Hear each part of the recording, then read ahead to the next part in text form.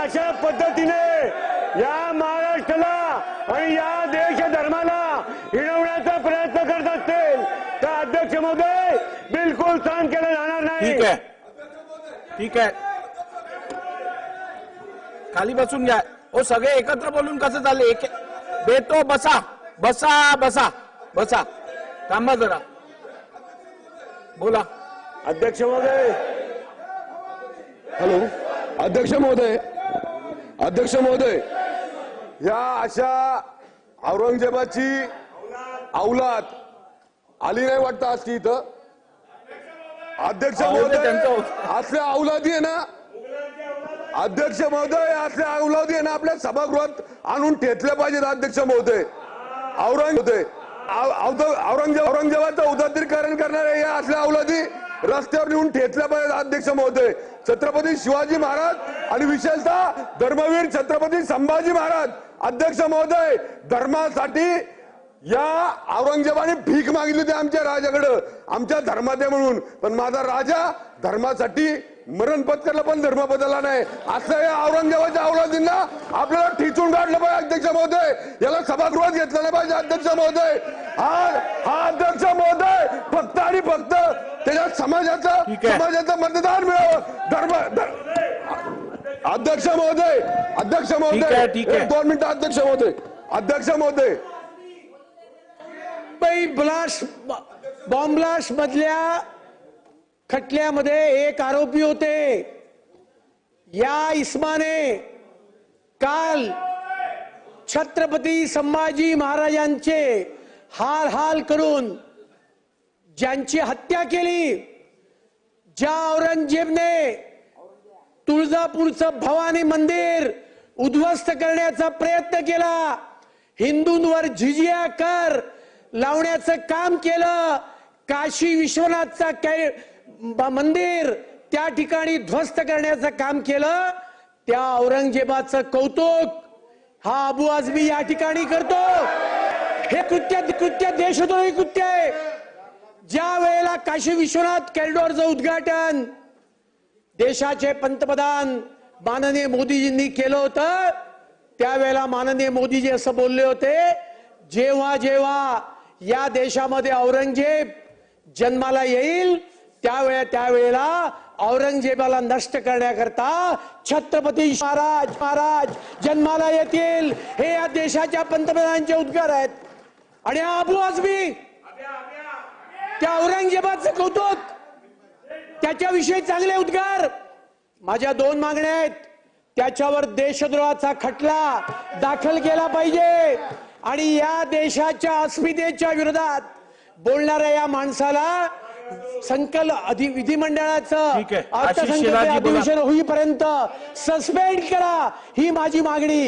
या निमित्ताने मी आपल्याकडे 2 मागण्या करतोय. गुलाबराव पाटीलजी बोला. अध्यक्ष महोदय, या सभागृहामध्ये अशी काही रीत झालेली आहे. मागच्या काळामध्ये एमआयएमचे आमदार या ठिकाणी म्हटले होते की इस देश में रहना होगा तो वंदे मातरम कहना होगा, तर त्यावेळेस त्यांनी म्हटलं की आम्ही वंदे मातरम म्हणणार नाही. या लोकांनी काय षडयंत्र रचलेलं आहे की हिंदुस्थानामध्ये राहायचं, इथं मुलं पैदा करायची, इथली हवा घ्यायची आणि औरंगजेबाची या ठिकाणी पुष्टी करायची. अध्यक्ष महोदय, अशा लोकांना या सभागृहामध्ये बसण्याचा अधिकार नाहीये. छत्रपती शिवाजी महाराजांच्या बाबतीमध्ये, संभाजी महाराजांच्या बाबतीमध्ये या पद्धतीने जर हे बोलत असतील, औरंगजेबाची बढाई मारत असतील, काशी से कला जाती मथुरा में मस्जिद बनती, अगर एक छत्रपती ना होते तो सबकी सुन्नत होती. अशा छत्रपती शिवाजी महाराजांच्या बाबतीमधल्या असे जर उद्गार औरंगजेबाची औलाद काढत असतील तर अध्यक्ष महोदय यांच्यावर देशद्रोहाचा गुन्हा दाखल केला गेला पाहिजे. अध्यक्ष महोदय, ज्यांनी धर्मांतर करण्याकरता किती लोकांना इथं धर्मांतर केले, किती लोकांना बाटवलं, किती मंदिरं उद्ध्वस्त केली, अशा औरंगजेबाची पुष्टी या सभागृहामध्ये केली जाते. अध्यक्ष महोदय, हे सभागृह, हे धार्मिक सभागृह नाहीये. हे सभागृह कायदा बनवणारं सभागृह आहे. इथे जर तुम्ही कोणाची पुष्टी करत असाल अध्यक्ष महोदय, ते निषेधार्ह आहे. म्हणून अबू आझमीवर कारवाई केली पाहिजे, ही आमची मागणी आहे. सुधीर भाऊ, ज्या सदस्यांनी औरंग्याची म्हणजे आपल्या महाराष्ट्राच्या एका महान व्यक्तींनी जे सांगितलं की हरामखोर शब्दाचा अर्थ नॉटी होतो, जो औरंग्या नॉटी होता, जो औरंग्या आपल्या बापाला जेलमध्ये टाकणारा, दारा शुकोहला मारणारा, त्याचं उदात्तीकरण होऊ शकतं अध्यक्ष महाराज. कारण तर आज निर्णय केला पाहिजे औरंग्याची ती तुटकी फुटकी कबर तोडण्याचा.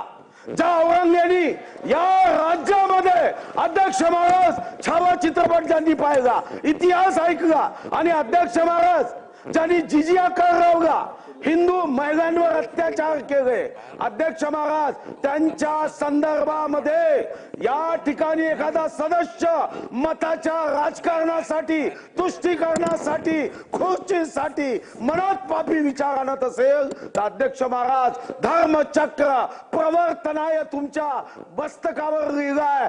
समोर छत्रपती शिवाजी महाराज आहे. तुम्ही संविधानाचा दानपट्टा काढा आणि संविधानाच्या दानपट्ट्याने अशा विचाराचे तुकडे तुकडे करा. जर आज आम्ही करू शकलो नाही, छत्रपती शिवाजी महाराज हा तर त्या मोगलांच्या त्या वातावरणामध्ये जाऊन औरंग्याच्या दरबारात म्हणायचा की दरबार तेरा है, आवाज दख्खन के शेर का है.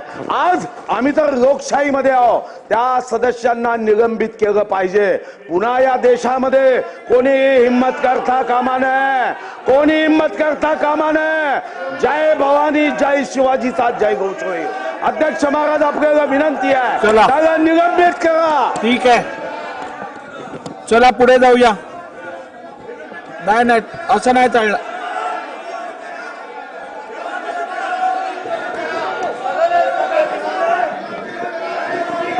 सन्माननीय अध्यक्ष